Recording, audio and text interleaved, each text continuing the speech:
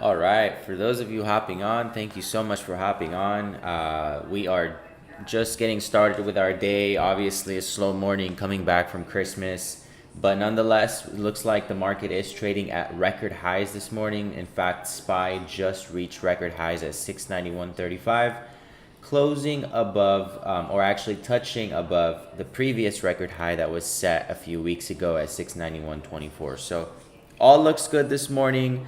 Love to see a breakout. Some pre market movers, including some names that we don't really know too well, but there are some names that we are familiar with. So FCX, this is a name that we've covered. DJT, obviously, pretty popular name. To the downside, we have some stocks that are down. Warner Brothers is down, probably more volatility from the Netflix deal. Paycoms and Avis looks like are down, but looks like the market is kind of muted this morning. Yes, we're moving higher, but money doesn't seem to be flowing all over the place. It seems to be pretty concentrated. The concentration on from our heat map looks to be in Nvidia. Coupang, we'll look into Coupang. It's up 8.5%.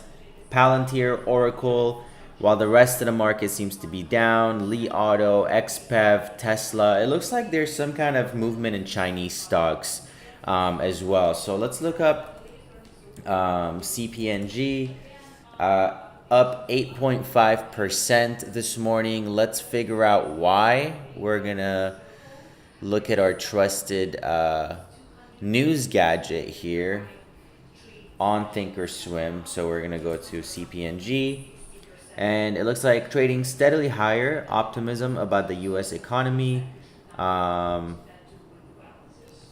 Let's see.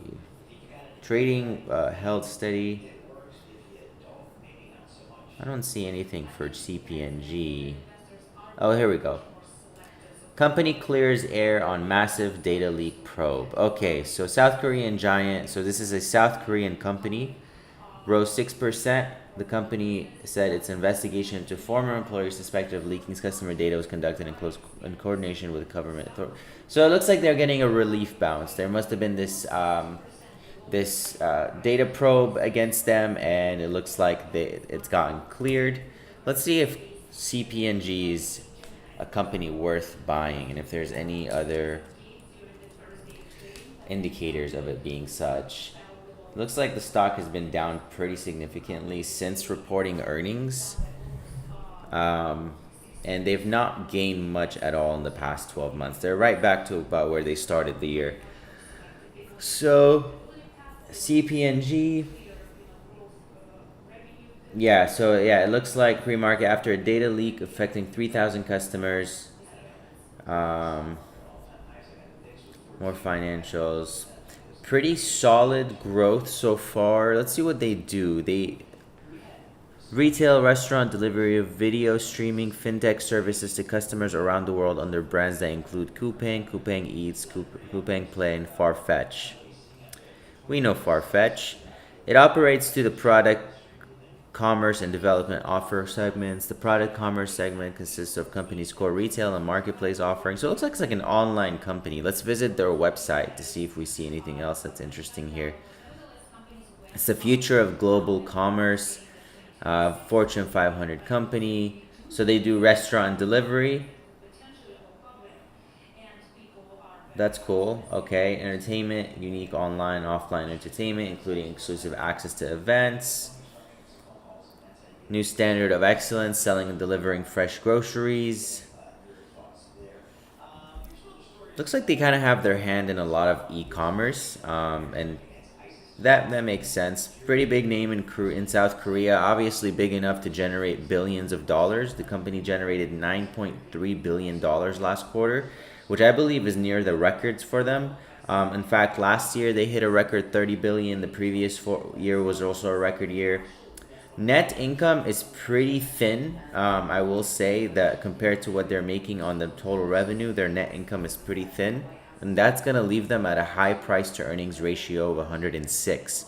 So remember the S&P 500 average P&E right now, or price to earnings ratio, is about 28, which is considered high on its own. 106 is pretty expensive, which it could explain why the stock has corrected so hard. What we want to see in 2026 from a name like this is increased earnings. Earnings are expected to slowly go up over the next year and go up even more over the next 3 years. So if they can come through on those earnings and they can actually improve their bottom line, which is currently about 1.03%, their annual net margin is 0.5% for 2024, improved slightly probably for 2025, but still 1% net margin is very low. They're cutting it really slim between flirting of being profitable and not profitable. Balance sheet is decent. I would like to see a little less liabilities, a little more assets, and then 1.26 billion in free cash flow is pretty solid. It's a good start for them. So I would say, based on this being one of the biggest movers this morning, or CPNG, it's actually the biggest mover on Market Watch. Pretty good numbers. 45 billion is still pretty steep considering their net margins are struggling, but it could be a name to watch. I'm in no rush to buy this. I would like to see it consolidate, maybe report 1 to 2 more earnings of improved net income for me to take it on.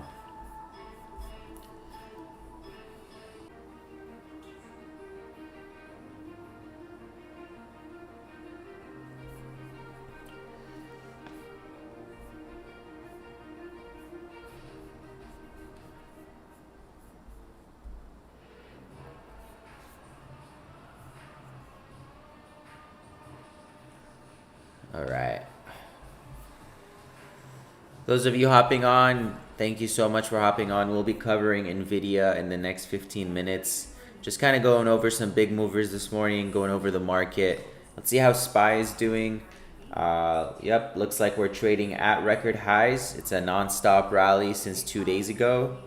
And we're likely going to finish near the record highs today as well.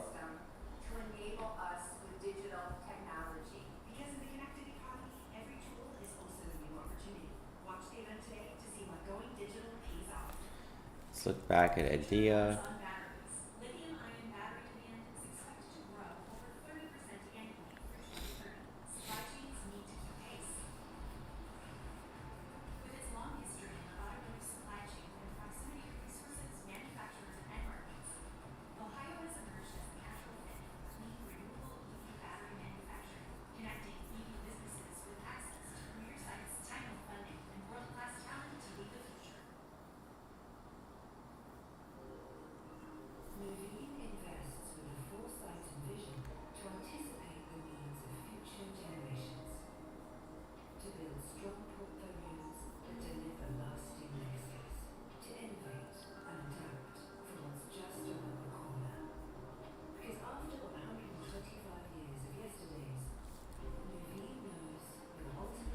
So our scanner is already picking up some plays. It looks like it's still too early. We only have about 6 plays on our scanner popped up. We already covered CPNG.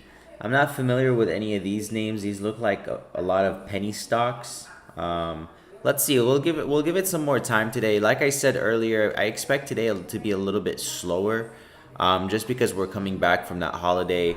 And we'll give our scanners some more time in the day. Maybe we'll get some volume. Maybe some other stocks will pump up. But throughout the day, we'll be covering other stocks like NVIDIA, IRN, Quantum. We're going to be covering a bunch of Quantum stocks, Opendoor, and Apple.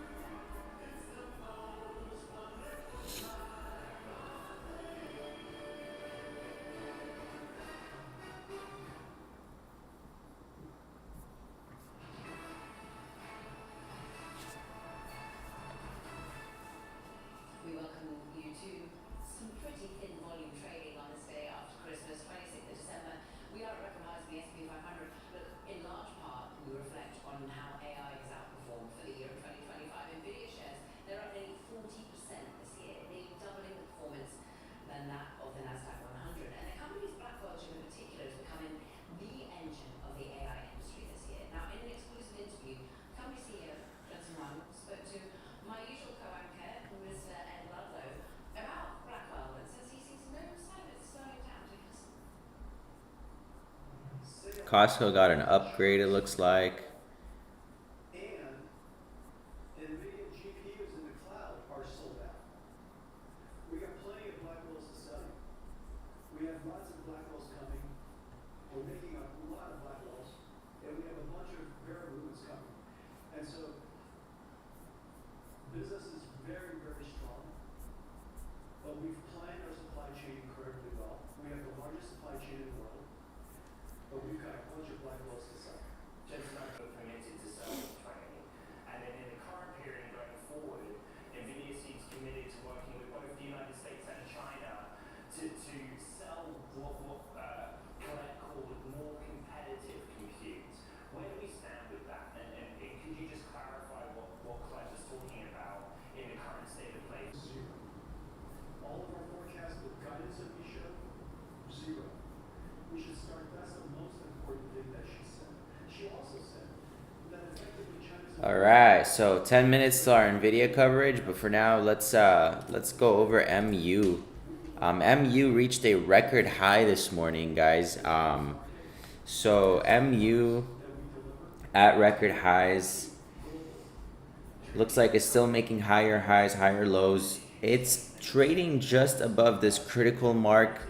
I would say that if you are a buyer of MU, this is the best support that it can hold going forward, right around 282. If you're going to buy and hold, if you're going to buy on a swing trade, this is a chance to enter on this pullback, and you'd want it to kind of reverse off the 682 and push higher. If it breaks below 682, then the stock could dip towards that 672 mark, which would be the next available main support. 672 is right here. This whole time it was consolidating right around 672 or 272 to 278. That it was forming the support. So really, MU is still bullish overall. I would say the stock is a bit too vertical for my liking, but it seems to be gravitating towards 300. And in terms of intraday movement, the stock has already made a support for the day right around 284.60. So really the easiest play to go from here is if you want calls, enter those calls, place that stop loss just below 284, and then you would want it to see a bounce back above 288.60 to 289. That would be the first price target, and second price target would be right around 291.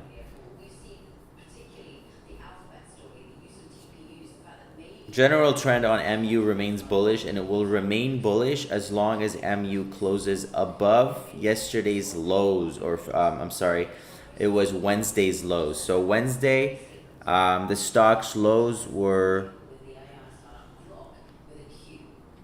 275.58. So you need to close above 275.58 today in order for it to maintain the overnight uptrend into next week, and for it to remain strongly bullish. But general trend remains bullish. There's a good chance this just reverses right back up and continues to push. There's so much momentum, and the overall market is trending higher, so that helps its case as well.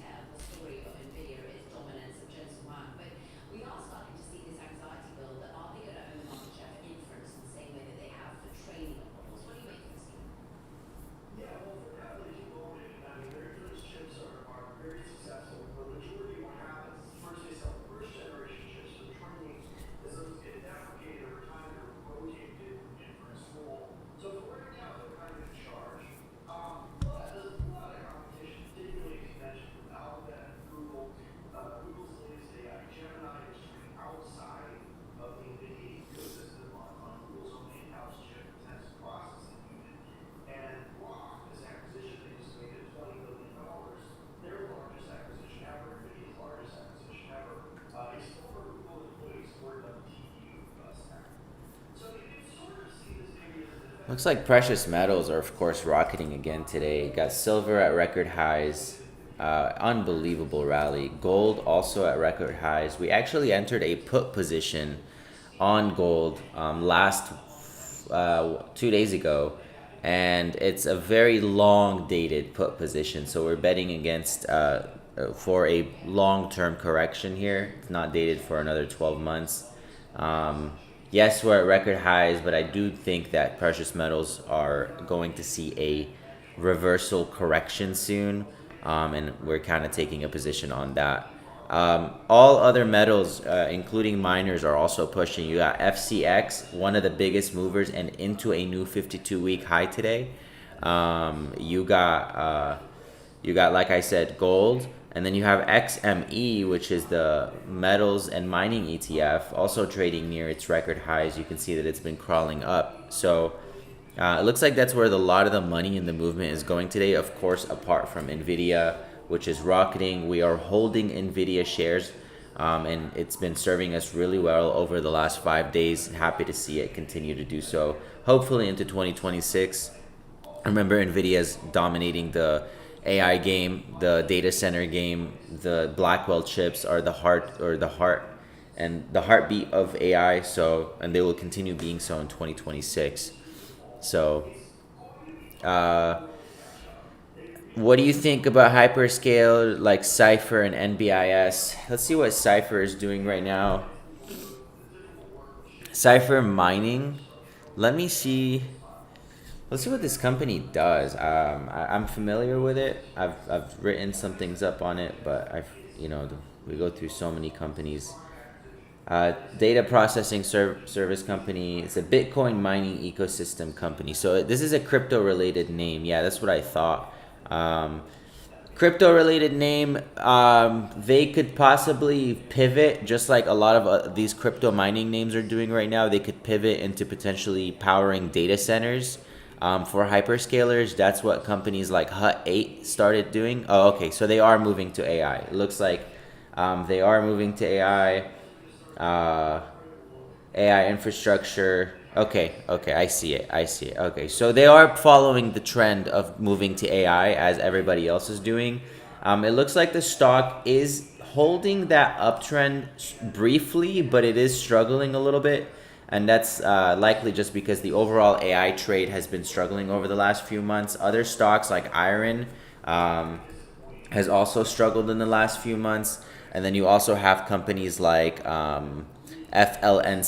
That one also has pulled back from its highs. These are all kind of in the same realm of what they do, and they're all high risk. They're all just getting started in the field and very young, and that's why when the market does correct, these correct even higher. Let's see.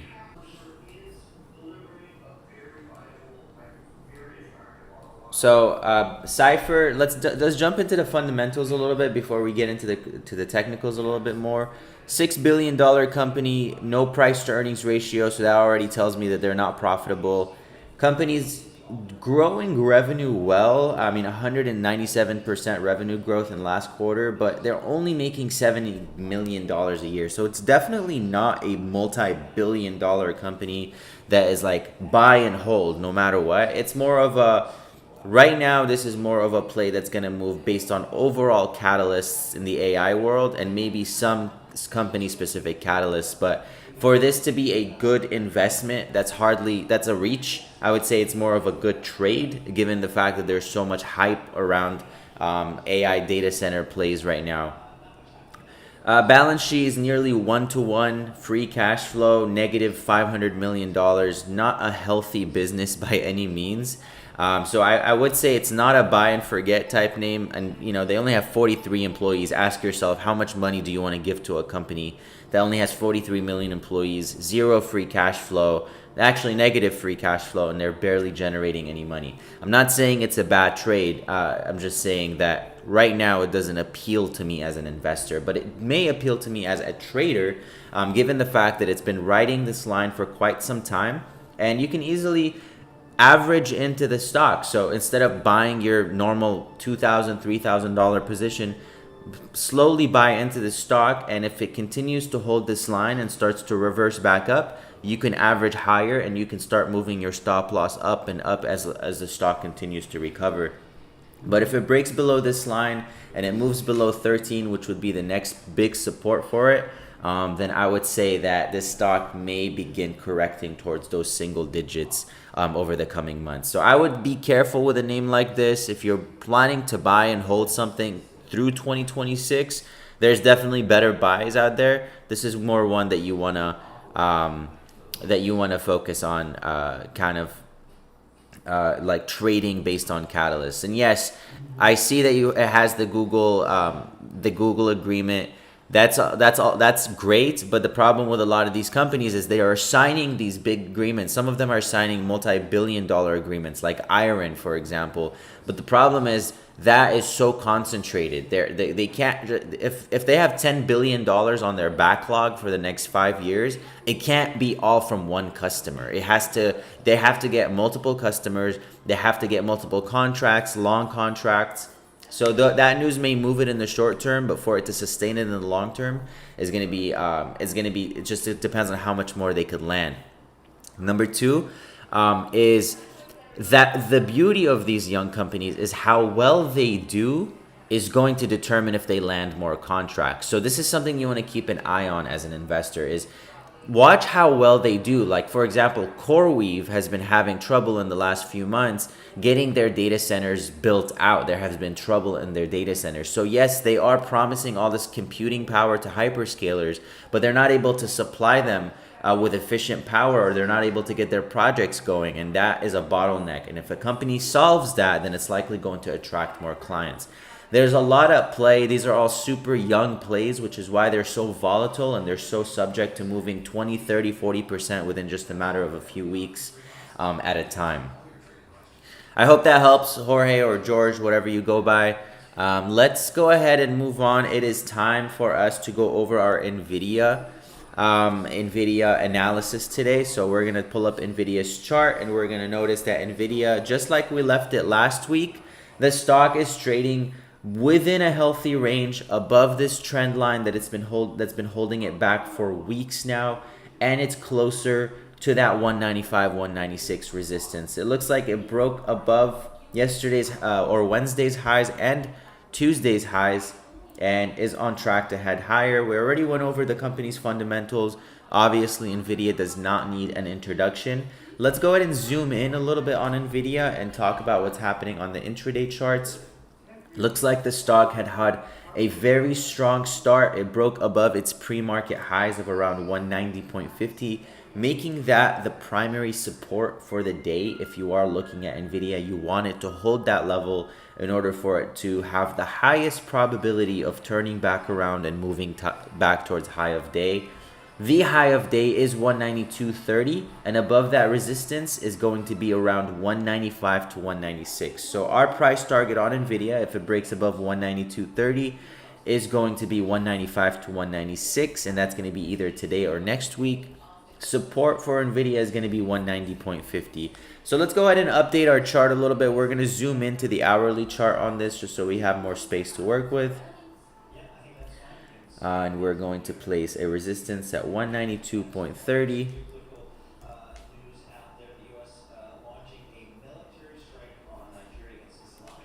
192.30. And then support is going to be 190.50 that we're focused on. Right over. So very tight day of trading so far. That's in terms of the intraday movers for NVIDIA if you're following along. So basically it's pretty easy to follow. Looks like it's pulling back, but market has been trading on thin volume this morning, which explains why everything is pulling back.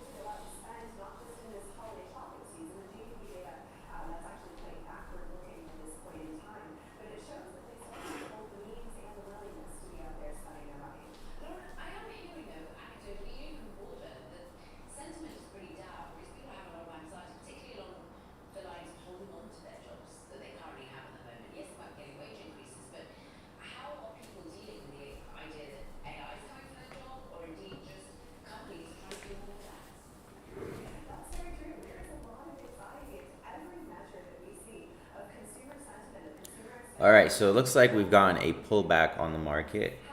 SPY reached a new record high of 691.66 before pulling back and now sitting at its pre-market lows, still within a healthy range. I don't think we're in a position to freak out over anything right now. It looks like the market is just pulling back. Thin volume coming back from the holiday. I'm seeing movement in Chinese stocks. It looks like Baba is trading higher. JD is trading slightly higher. Li Auto is trading significantly higher. So we're going to go ahead and place some Chinese stocks on our watch list. Li, XPEV, and YMM. China stocks.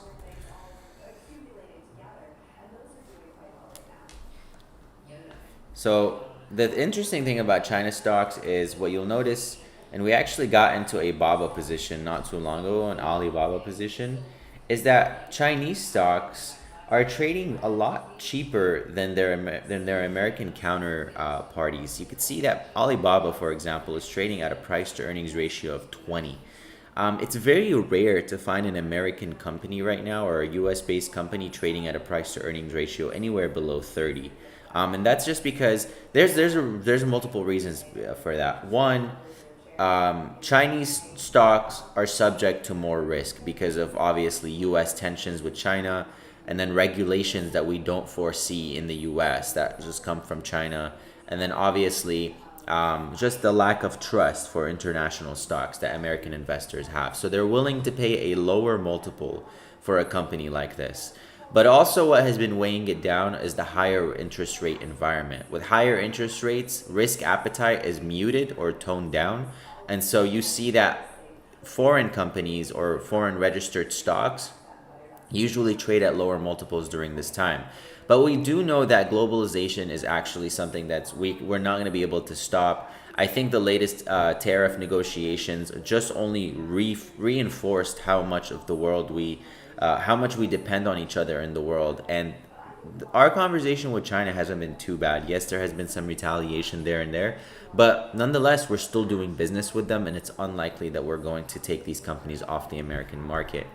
So as interest rates come down and as these companies continue to improve their performance, I do think that there is a case to be made that Chinese stocks may see a push in the coming 12 to 24 months. We actually just picked up Baba. We like other names in China, and we will continue monitoring them for entry.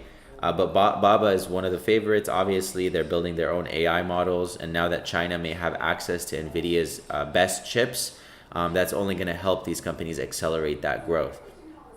Alibaba's revenue has been growing pretty steadily over the last 24 months. It hasn't been growing at a very high rate, but it's been growing steadily. They are making about $35 billion in revenue per quarter, and they've consistently been positive.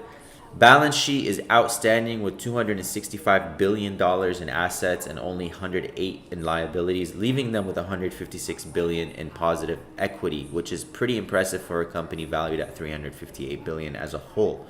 Free cash flow looks like we haven't seen any reporting, and that's another downside of holding a foreign company is that their numbers aren't always super American standard.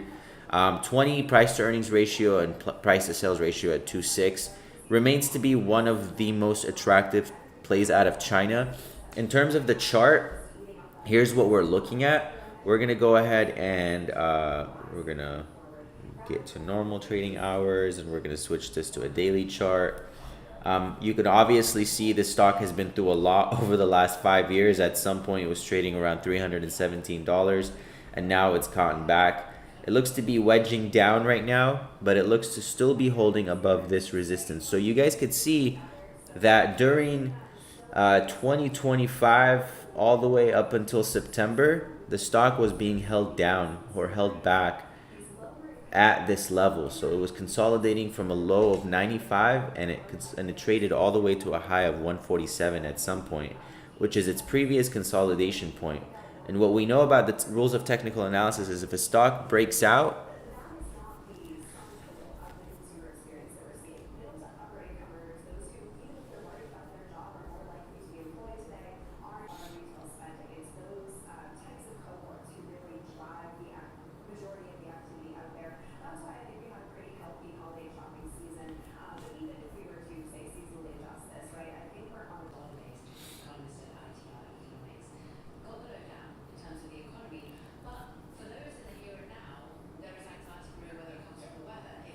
All right, so sorry about that. So back to Alibaba. The rules of technical analysis, if a stock breaks out, you'd want it to retest that breakout eventually and prove that it can hold above that level. And so Alibaba broke out, reached a high of about 193 before pulling back over the last few months, and has now retested that 146 mark. So this is really what we want to focus on right here, is whether the stock can hold that 145 to 146 support. If it does, which it looks like it is, it's in a good position to circle back into 2026 and move higher towards that 193, even to the 200 mark. So right now Alibaba is in a good position. This pullback is a great place to, I think, to start a position, and that's what we did a few days ago for those of you in our premium group.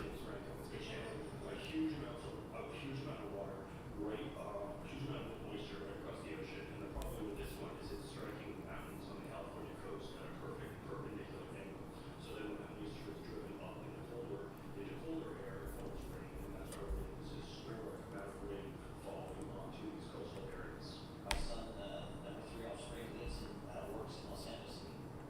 He pinged me a couple days ago. I've never seen rain like this. These people are crazy. It just comes down, and you can't see it comes down. So heavy, and it just keeps going and going and going. So there is, these are down, but in Northern California, huge snow is they're getting up there drenched. I mean, amazing amounts of snow. So what? And Southern California, they're not used to. I mean, they have hard ground, so they get a lot of flooding issues. How bad is that? Flash flood warnings all over the place, evacuation orders as well. I would just be very careful, stay off the streets, not drive around until these orders are lifted. And one thing to really watch out for is earlier this year we had these terrible historic wildfires that burned up areas there, and the burn scars that wildfires leave are actually worse for flash flooding. It kills all the vegetation and makes the ground surface impermeable closer to a concrete surface. That means that water is just coming straight off of See if our scanners have picked anything else up this morning. So still half a page. We don't even have a full page of stocks. That's how little volume is going through the market this morning. Looks like there is another name out of China. Ding Dong. DDL. It's a grocery store out of China. I wonder why they're moving. Let's see. Earnings. Oh wait, no, that was a while ago. Let's see if there's anything interesting here.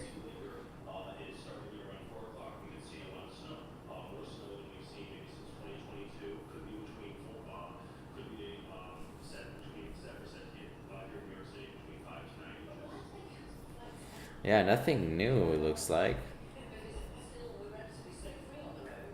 Let's see if the fundamentals are anything worth interesting looking at.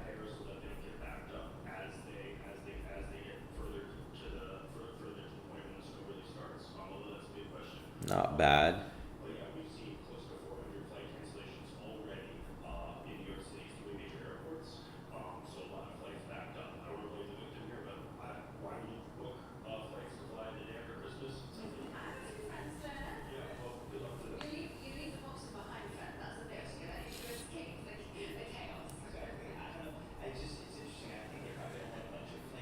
Not really my favorite stock. I mean, if I'm gonna play a stock out of China, I don't think it's gonna be this. But see, you just have to sometimes just go through your scanner, and if you don't have to force anything. If you don't find anything, you don't have to force anything. You just have to keep scanning and looking, and then we develop a watch list slowly. But this reinforces the fact that China stocks are moving. I mean, if a small company like Ding Dong Groceries is moving higher this morning out of China, and it's that high risk, that means maybe investors are willing to put money into these higher risk stocks. We also have another company moving out of Asia, which is Coupang, which we covered earlier today. So that's another check mark in foreign markets. Remember, American markets have had fantastic 3 years, but foreign stocks have not. So maybe next year we see a move in foreign equities. That's why exposure to foreign equities is also so important. SE is a favorite of mine. SE, I believe, has been performing. C Limited. Oh wow! Last time I looked at it, it was way up here. So it looks like a pretty big pullback in recent months. I believe this is a company also out of South Korea. Let me double check.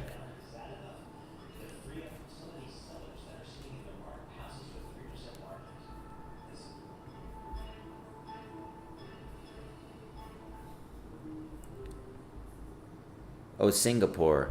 Okay. It is an e-commerce company though. $75 billion company, and they're increasing revenue pretty significantly. This is a good name to watch if we're starting to look at foreign stocks. So I'm gonna say here, foreign, emerging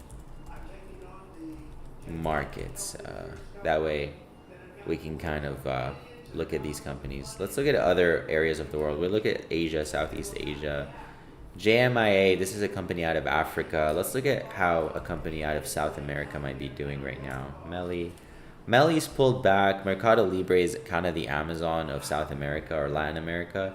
Um, it's been pulling back. It's kind of had a so-so year. Lots of intra intra range volatility, but nothing significant to the up or the down.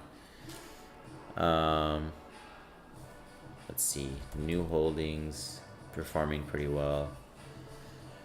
Okay, so we're getting an idea of what's happening, across the world. Um, it looks like China's emerging as the leader, though. Out of all the foreign emerging markets, it looks like China's taking the cake today. I'm gonna go back here.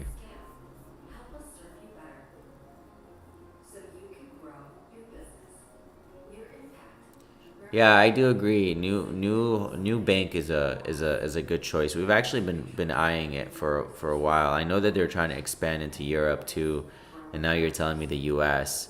I think they can totally do it, especially under Trump. Trump is making it way easier for. I mean, the regulations, they're loosening them up on financials, on the financial industry. So that might help them if they are going to go in the U.S. do that in the next few years.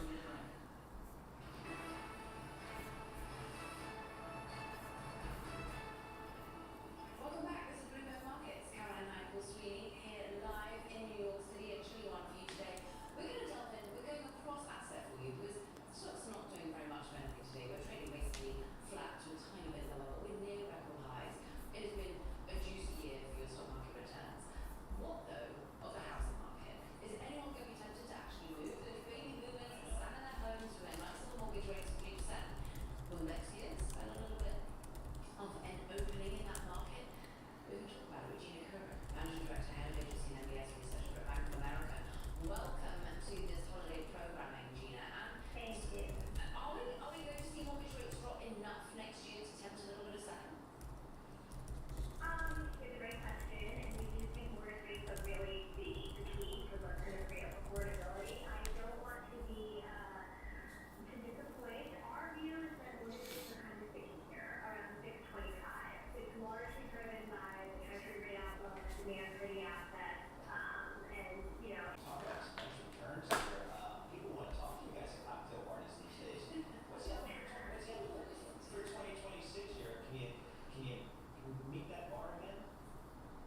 sure. So you're right, mortgages had a pretty record return. I think the indices are set to end the year up 8%, which is the highest in decades. It's been a very strong year. I think next year we are still constructive on the asset. We think that a lot of the demand from traditional investors is set to return to the market. I think if you look back at 2025, what we noticed was a pretty meaningful absence from the overseas community. Overseas investors hold about 15% of mortgages, and they were largely sidelined due to a lot of different tariffs back and forth, a lot of geopolitical constraints. Let's see if SPY can get back to high of day today. It looks like it's moved back above its 20-day moving average on the minute chart. If it holds here, there's a good chance it'll retest that VWAP mark.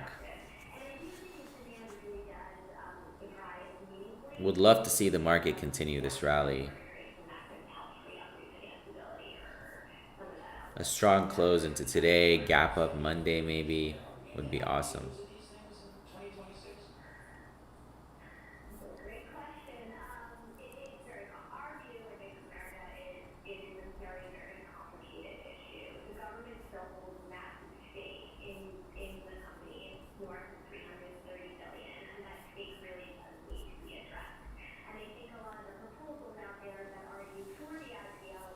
Arby's first would be a simple bet. 10 minutes, we're gonna go over iron.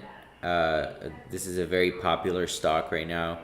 We're gonna go over it in 10 minutes. We're gonna talk about the fundamentals, financials, what the company does, new projects they're working on. We'll cover that shortly. Seeing that potentially ease up a little bit coming into 2026. Is there any hope for those that are first-time buyers, second-time buyers, wanting to build a home, being able to access supply that is large enough for them when we are seeing the older generation just staying in their homes for longer and longer? Yeah, I'm glad you brought that up because I really do think an absence of supply is what's contributing Nice, look at that breakout on SPY. So just like we said, holds that, moves back to the VWAP. Beautiful move. prices, and you have also mortgage rates lifting up, and it's created an affordability crunch. And like you said, Caroline, a lot of borrowers are locked in their homes. I would say we see home prices stabilizing. So they're set to end 2025 at around up 1%, and next year we see them actually flat on the nationwide level. But what's more interesting is if you drill down to different pockets of the country, there's a lot of regional disparity going on. So in the South and in the West, for example, we actually are seeing uptick in supply there. Whether it's new construction, either for sale or for rent, which is also a very affordable option, or whether it's people looking to sell their homes, just wanting to move to different areas, and we are seeing uptick in inventory. Now, has that translated to an uptick in sales? Not necessarily. So Miami, for example, inventory has increased about 15%, and sales on the year are down 10%. But our view is, if you look at somewhere like the Northeast, that's still very much in a supply crunch. So I do think if there was any relaxation in rates, again, our view on rates is unchanged, but if we're wrong and rates do fall lower, then that should free up some supply, and that should be very much well received by demand. I mean, how flexible are individuals right now? We had an executive from Compass on the day before Christmas talking about how they are starting to see perhaps more movement from New York, New Jersey, wherever, going into Florida, going into Arizona, and they're like, is that happening? Because from what all I can sense, that more people want their workers back in the office, there's less working from home, and therefore there's less freedom to sort of move up sticks and leave, or is that more about your confidence in the economy as to whether you're willing to take the jump and move state? I think there was two things driving migration. One, like you said, is visibility for remote work. Let's see. So let's look up SPY and let's zoom in a little bit so we could see. We can build out some support and resistance points, and you can see some targets that it can potentially hit. The target for me was really that VWAP mark. That was as high as I expected it to go with such little volume. So if it breaks above that level, which is around 690.70,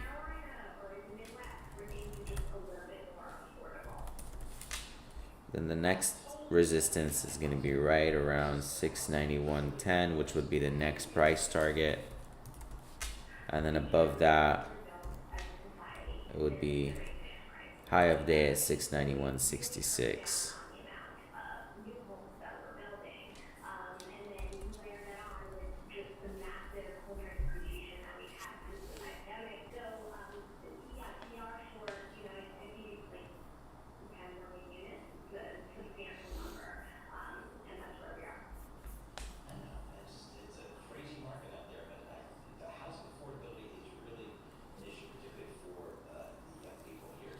Gina, thanks so much for joining. Gina Curro, Managing Director at agency, MBS Research at Bank of America. My story was I was a young investment banker in the early 90s, couldn't afford a house in Summit, New Jersey, where I wanted to live.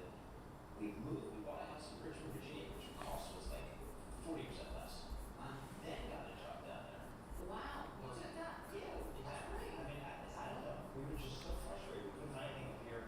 So I said, I'll call my good buddy Jim Dunn down in Richmond, Virginia. He had 20 houses within 15 minutes in my $150,000 range, 4-bedroom colonial systems in the early 90s, and boom, we moved. So I know some people do that. What drew you back then? The job? It's Salomon Brothers. Yeah. So, and they were paying me so I could live like in this region, which is a very high cost region to live. So, that happens. It looks like, yeah, see that VWAP is acting as that resistance on SPY right now. Not able to get above it. which is right where we placed that resistance on SPY here at 690.70. So it needs to get above that level for it to continue this move to the higher side. And it goes global. And I think what's amazing is today's big take, if you're lucky enough to be able to read it, is all sort of around the Gen Z feeling of anger and inequality. But around the world, we're seeing governments fall. You're seeing, world writ large, this feeling that things aren't as easy as they certainly used to be. Go out, try and read that story because I think it's a really interesting sort of global take on where we are in terms of access to housing, access to economic opportunity, access to work. The dystopian future is what many are worrying that we're facing, but there's one where if you've got assets, you do well, as is always the case. The global, all country wealth index right now trading at a record high. Yep, absolutely. I've got, three in their late 20s that are kind of thinking about, they've been saving, they've been doing a 401k, they've been doing the company match, which I've told them since they were like 12, they have to do. But now there comes the next step, which is trying to buy some real assets like real estate, and that's the lead, particularly for anywhere here in New York City. Yeah, and it was 6% launch rate. Yeah, that's not, it's, for new houses, the new builders, they'll buy down your mortgage rate Yes. to 4%, and that's fine for the new market, not the existing market, that's the problem. There's nobody out there who's gonna subsidize your mortgage, I don't think so. All right, coming up, details on the U.S. strike on ISIS targets, in Nigeria, how it's affecting the energy markets. I'm looking at Brent crude, at about 69 cents here. We'll have more coming up. This is Bloomberg Markets.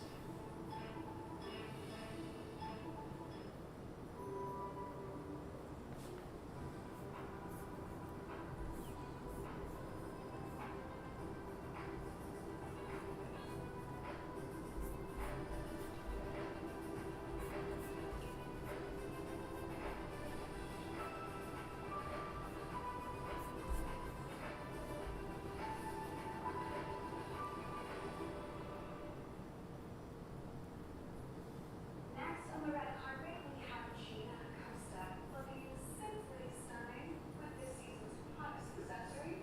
Oh, what's this? She's opening her Fidelity app to buy that stock for exactly the amount she wants. No fees or commissions. What will Gina do next? Gina has roller derby at 6 p.m. Not there. Get started investing for as little as $1. Talk about easier investing. Full parties, right? All right. Good morning, Dave. With 2 minutes, we're gonna go over iron, formerly known as Iris Energy.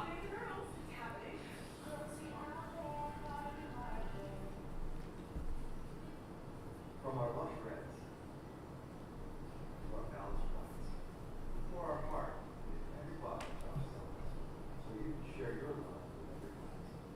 Reward it every moment with Josh Sullivan. With 12 grams of protein in every serving, Quaker Protein Incidentals is there for active mornings. Friendly competition. That big moves. Quaker, bring out the good. Where does it sound familiar? It should. Bringing the market chip powerhouse to market? Mizzou Health is there. And the tech company needs a corporate and investment bank. Where do you get it? Mizzou Americas. And maybe worth more.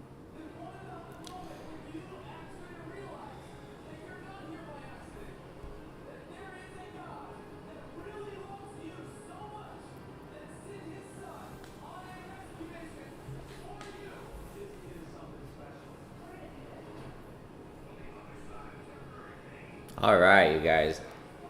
Looks like SPY is heading back towards that resistance of 690.70, trying to break out. While it does that and while it sets itself up for a possible breakout, let's go ahead and cover iron or Iris Energy, which is the next stock that's what we're set up for today. So let's look up iron.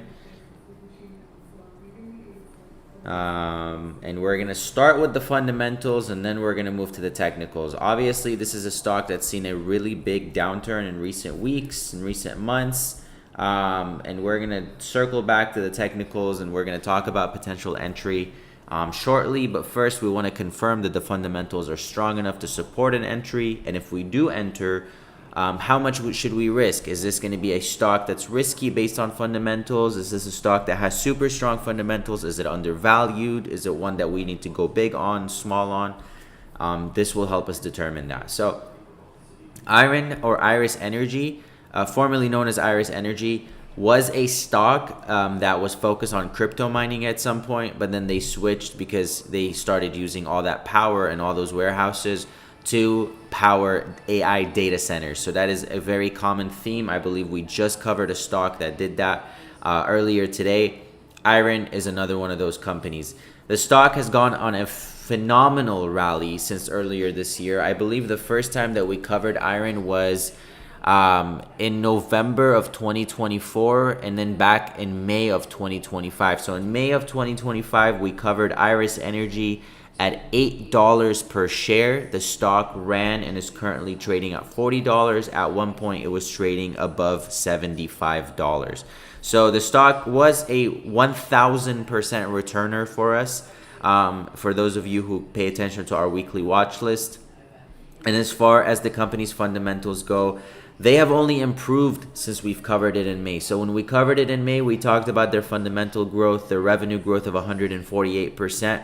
But then since then, the stock has been growing revenue at a consistent high triple-digit percentage rate, reaching a record $240 million in Q1 of 2026 of their fiscal year.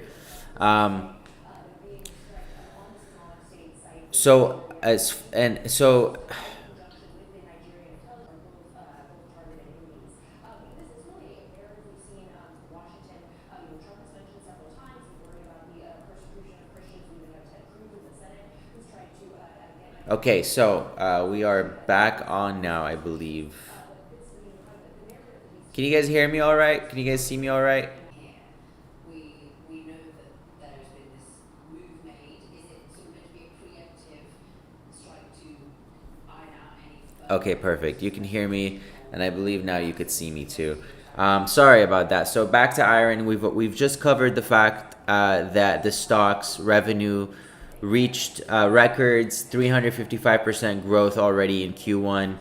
And then net income has been back and forth. So what we do know from this is that their revenue is still very small. The company does have an agreement with Microsoft, which is promising it something on its backlog. But the company's revenue is still small, not strong enough for us to say, oh, this is a buy and forget type name. It's definitely one that you want to keep an eye on because it is involved in data centers, AI data centers, and they need to land more contracts and build up that backlog and finish their ambitious projects of delivering all that power to these hyperscalers over the coming years. Balance sheet, pretty healthy. Free cash flow is negative, which is okay because the company is still in its development phases, really. $13 billion company. They're making about $500 million a year. That's growing significantly.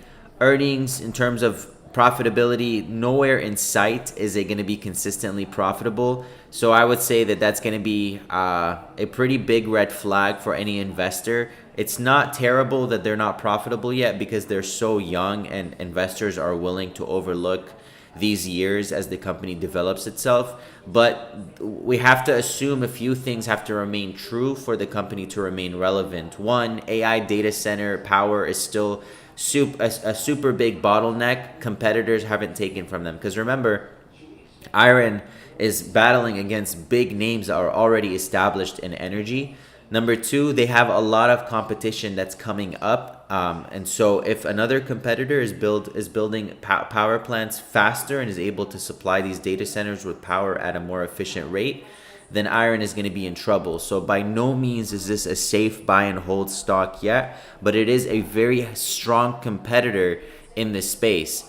The company has addressed the AI infrastructure build out needs, and that's what they have secured major contracts with Microsoft. They have strong power capacity online already, and they have pretty good operational metrics compared to competition. They have some competitors, like we said earlier. I'm just trying to see if they have any more deals. Like I see that they have this deal with Microsoft. They have a data center that's being built to support NVIDIA's Blackwell GPUs, which is good. They have that $9.7 billion contract. It's 5 years with Microsoft. So over the next 5 years, they're getting paid. So really, over the next few years, over the next few months, really, I want to see Iron Energy. I want to see them land more contracts, and I want to see them reinforce their outlook, because their revenue for 2025 was fantastic. I want to see that they're going to reinforce such strong outlook for 2026 and on. A company this young, you want to see revenue continuing to grow consistently, or else we're going to see it slow down very quickly and people are going to sell, because it's not like it's a mature company that has a predictable revenue path. It's a company that will need to post continuous revenue growth for them to continue moving towards profitability, acquiring more customers, building more data centers, and signing different deals. And I really think how well they do with Microsoft is going to either give them the stamp of approval or not. Because if they land Microsoft and Microsoft renews, it's going to attract other buyers as well, because Microsoft is such a big name on the market. As far as technicals go for Iron, let's move in a little bit to the 1 hourly candles. 33 looks to be like a support so far. Over the next few weeks, that's where it's held at 33, and that support can actually go down to 30. So we're gonna put a support range between 30 and 33, and then we're going to move this up to a resistance of 54.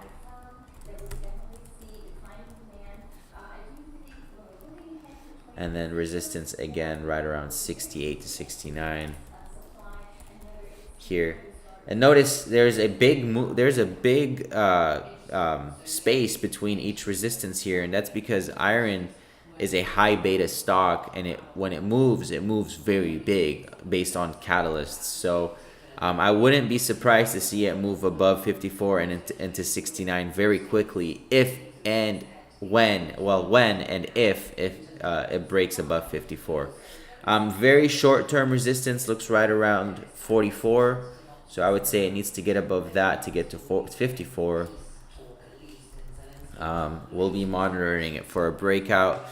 I don't think necessarily the stock is ready for a full position as of now, especially this late into the year and this early into next year. Just because I will say that over the next few weeks, we're going to start seeing money moving across the market, probably into stocks that we don't expect. And that's just because we're going into the new year. And the market has a habit of moving between industries and sectors year over year. So I think we're going to see that movement or that shift over the coming weeks. So I'm very careful about my entries right now, especially into any higher risk names. And Iron definitely falls under that higher risk name. Plus, momentum doesn't seem to be super strong in it right now. So definitely a name that we're keeping on watch, not a name that we're rushing to buy right now. But if we do buy it, we're going to send the setup to our Hyper Alerts members or Hyper Stocks Pro members. So let's go ahead and check this off. We just finished our Iron analysis. We're going to go back to Quantum in 30 minutes. I'm sorry, not in 30 minutes, but at 11 a.m. Eastern, we're going to cover Quantum, which is in about 30 minutes. Let's go back to SPY and see what it's doing so far today, or so far since we've left it. Let's see, where were we? Are we on the minute charts? Nice breakout. The 691.10 mark remains to be a resistance. Ellen, our good friends down in the oil patch, they can't be very happy with WTI with a 57 handle. What are they doing these days?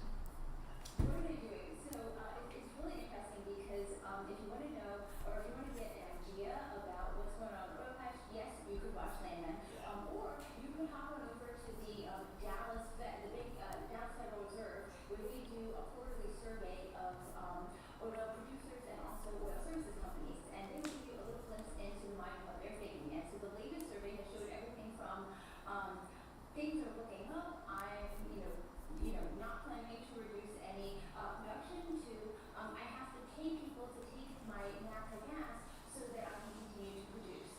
I'm still super impressed with how Alibaba is doing today. I don't know if you guys are in this trade, but we got into it a few days ago, and Alibaba has just been rocketing all morning. So pretty promising sign for our trade. Off to a good start. Like we mentioned earlier, the stock is basing out pretty well here, where its previous breakout point was. So I'm liking this possible reversal here at 145 to 146 and into next year. This is one of the stocks that could potentially start seeing money flow in 2026, especially considering how far behind China stocks have lagged the American market. So I think if investors are looking for opportunity, Alibaba might be a big one. the IACs. Now, why do we have these two competing engines? Well, because it's actually really hard to count all those barrels of oil out there. It's not like you just get a number, a computer spits you a number for, what's global consumption today. These are things that have to be measured and can be quite difficult, particularly with all of these sanctioned oil going on out there. So I can see why they're coming up with different answers. Fascinating, always. It seems pretty sanguine out there, and meanwhile, though, amid this geopolitical turmoil, we are seeing this search for safety. Gold, silver, palladium, you name it, on the high side. It's funny, when you talk to some of the futures and options people out there, the derivatives people, Amy Lou Silverman, Yeah. for example, RBC, she's one of the smarter people that I talk to. And my question is, are your clients or investors, are they buying risk or are they buying protection? Yes. And when I asked that question, I assume it's the elder buying protection, because they're worried about it. And she's like, yeah, I've got people buying protection for the downside, but I've also got a lot of people that are still buying risk here. That's what makes a market, I get it. And it's institutional Yes. searching for Yes. that side of So risk. if I were sitting on top of a diversified portfolio here, Where did you learn to do TA, technical analysis? That's a good question. my goal, I learned such a long time ago. I don't even know if those sources are relevant anymore. But I think it's just it's a combination of a lot of years of practice and a lot of years of just kind of knowing the basics. If you understand where to put support and resistance, and if you have just the basic layout on your charts, like for example, I use two separate charts when I do TA. You'll notice that I use TradingView for my levels because it's such a clean way to place your resistance and support lines. And then I have my Thinkorswim set up with all my other indicators that I find important. So if you go to my studies, I guess this is kind of a good starting point for you or whatnot. I have the VWAP on. The VWAP without the upper band or the lower band, that's always on for my charts. My moving averages, I have the 10, 20, 50, 100, and 200 day moving averages. I have the RSI, which is the relative strength index, and I have the MACD. They're both set to Wilders. So these are always on my chart if you're looking to follow along when I'm doing technical analysis. But like I said, I run it on both Thinkorswim and TradingView, and on TradingView I have zero indicators. All I have is volume, and so I use this just primarily to see the overall trend. I'll see I see horizontal support and resistance points. I see vertical moves a lot more clearly. I can zoom in and out a lot clearly. So I'll go back and forth between the two charts just so I can get a better idea. But in terms of a good book, maybe to start off with, there's this book here. I posted it in the group chat not too long ago for our members. There we go. So, A Beginner's Guide to... There's this book right here. A Beginner's Guide to Short-Term Trading by Tony Turner. This is a good book to read. It gives you a pretty good idea of technical analysis, and I thought it was a good read. I remember reading it a few years ago, and I thought it was one of the better ones. It's a super easy read, but it gives you a foundation. But one thing that I will have to tell you is that, practice is really where, good habits and the understanding of the market is born. I've spent years and years looking at, the market, reviewing charts, reviewing movements until I found out really how the heartbeat and the dynamic of the market moves. And it doesn't come easy. It comes from practice, and it comes from looking at these charts over and over again and being smart enough to say that you're gonna sit something out and just watch from the sidelines, and just over time understanding the kind of trader that you are, how markets move, the kind of year that we're in, what influences markets in reality. And you'll notice that a lot of it is not even in the candlesticks. It's a lot of it is in the information that you know. And if the more information you have, the better. Have a long attention span when it comes to the market. Don't have a short attention span, because today's headline may be strong for a company, and then tomorrow's headline will eclipse it. But then yesterday's headline will still matter. You want to look back and see what companies have had really strong catalysts over the last few weeks or few months, and that's only going to reinforce a company's move when you take it. So don't be so focused on maybe the candlesticks. Unless you're day trading, that's really the only time it goes. But if you're swing trading like us, focus on data and focus on research. Focus on contracts. Focus on earnings. Focus on how interest rates impact that company. Focus on overall industry growth. Don't focus so much on technical analysis. Technical analysis is at the foundation of it. You need to use a hybrid between the two. But definitely, I would say you want to focus on both in order for you to increase your probability of success. In particular, the names such as NVIDIA, letting go of workers, how much is that actually to do with AI? How much of that is tech legacy and not really right-sizing? Yeah, no problem. And actually, we do. I don't really like to upsell anything. It's just if you're in our group, you're in our group. If you're not, then you're not. It doesn't matter. It's up to you. But I will tell you, we do have a course. And it teaches you all about trading strategies, technical analysis, candlesticks. It gives you the foundations that you need, and it also has options included in there. I just posted it in the chat. If you want to check it out, go for it. Like I said, everything I do is more to kind of like help everyone. And for those of us in our group chat, it's a better talk track for us if you guys all know the things that I know, because then you can understand what I'm saying a lot easier, and you can follow along a lot better. But yeah, either way, thanks for the question. It helps to kind of give you guys insight on all this stuff. Market looks like starting to move sideways. Volume has definitely slowed down. I mean, it was already slow since the morning, but it looks like it's slowed down even more right now. So we're just kind of hanging out. We haven't taken any new trades yet. We've just covered NVIDIA and iron.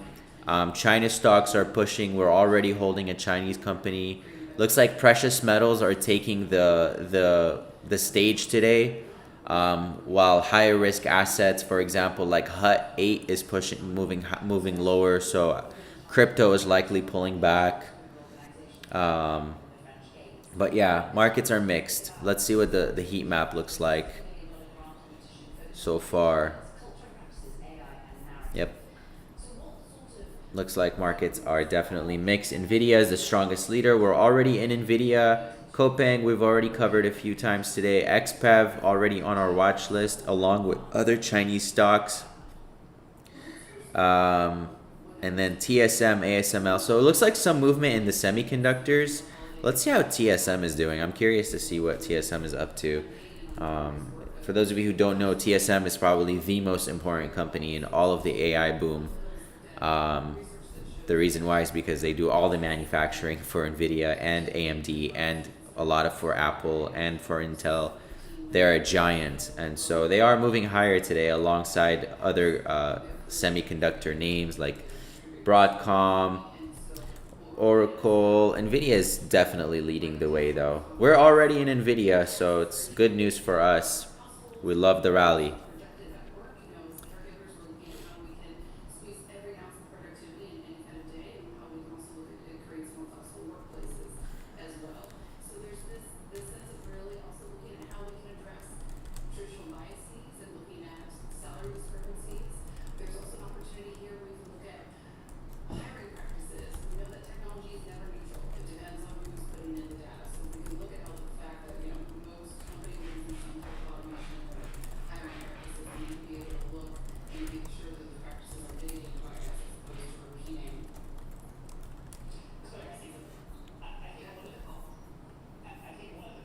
We're gonna cover quantum in about 9 minutes, so be sure to stay on for that.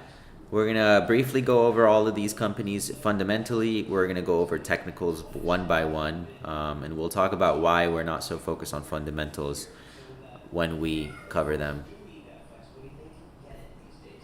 Has it really changed? It's a great question, Paul. We saw recently, this month that McKinsey released their women workforce report. It showed that there's a lot of discussion right now about an ambition gap, but what we're really seeing is a support gap, and this gets to the point around flexible workplaces that if women are looking at the fact that we have more and more return to work mandates, less flexibility in how we can manage all of our different professional and personal workplaces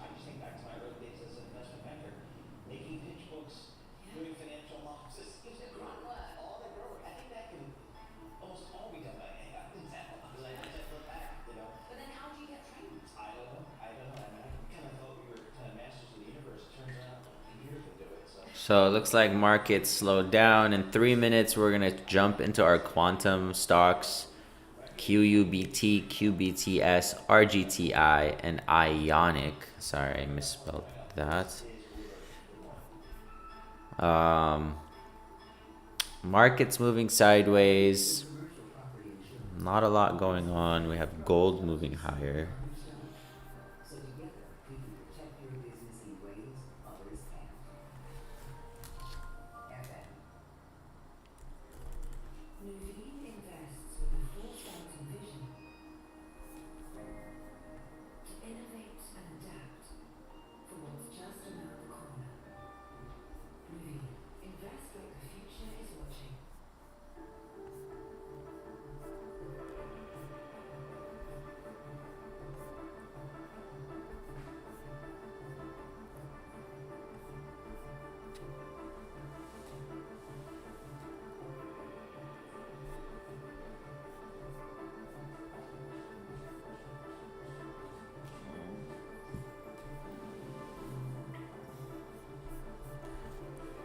Thoughts on NXE? Let's pull that up. NXE.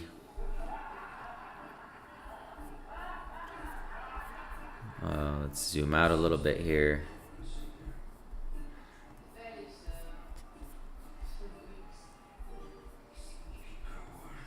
Innovation changes everything. We want investments. We can access the NASDAQ 100 and famous for everything in the world. Looks like NXE for the last 3 months has been stuck around the same range with a support around 730 and a high of 10. So really, it's pretty clear cut that it's moving sideways. It looks like this is a range that it's been stuck in before too, but it's never been at these highs before, so that's good news. So you have your resistance at 10, and then you have your support at 7.30. Let's dive in a little bit deeper. $6 billion company, zero revenue, and then losing money, so much money. $92 million loss last quarter, 63 million before that. Balance sheet, positive equity, but that doesn't mean much. Free cash flows at negative 45 million. Looks like this is in the development stages. It's a mining company, which I see the attraction or the exploration side, development, but the problem is the company has no revenue. So it may move based on uranium's price and maybe some projects or some projections of completed projects. But I will say that this is more of a high-risk play right now just because there's no revenue. So as an investor, you want to figure out, are they going to start development soon? Are they going to make revenue soon? When is revenue going to start? What year is it? What's their cash runway? Are they going to run out of cash soon before they're able to finish their projects and actually do put numbers on the board? All those things matter. Uranium is hot. It's a good industry to be in, but it's definitely risky to enter a stock that has no revenue. You want to make sure that they actually have projects and maybe some customers already lined up for when that day comes.